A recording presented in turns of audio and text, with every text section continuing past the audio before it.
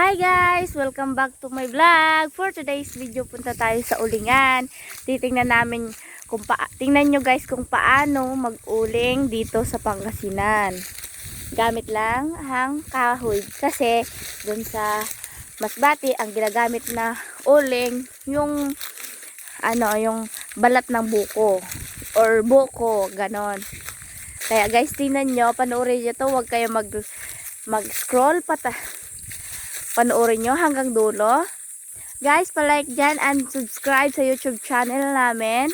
Nakasama ko nga pala yung pamangkin ko. Pupuntahan namin yung daddy niya doon mag-uuling. Medyo malapit naman guys. Yun lang ang bahay guys. Pero madami dito guys mangga. Tigbungahan namin. Titingnan namin kung mayroon ng bunga guys.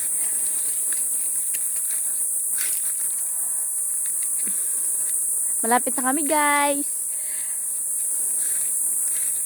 Tingnan nyo guys kung paano sila mag-uling dito. Anong oras? Alas 2 pa lang guys. Sobrang init guys dito. Kaya wala pa nga pala yung sinilas. Doon guys, oh, binalot nila yung mangga para hindi magkaroon ng uod.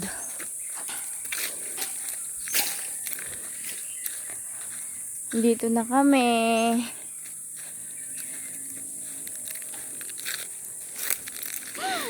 Nanggigigil ako sa'yo. Ta! Ta! Ta! Na!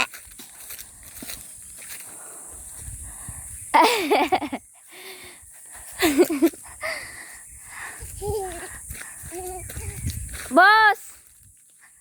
Hi guys! Welcome back to my vlog.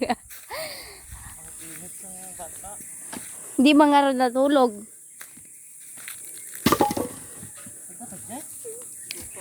Ganyan mag-uling.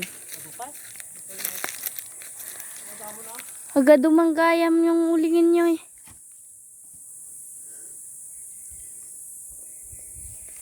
Oo, may itak. Huwag ka dyan, may itak. Yun o, la, may uod. Yun o, la.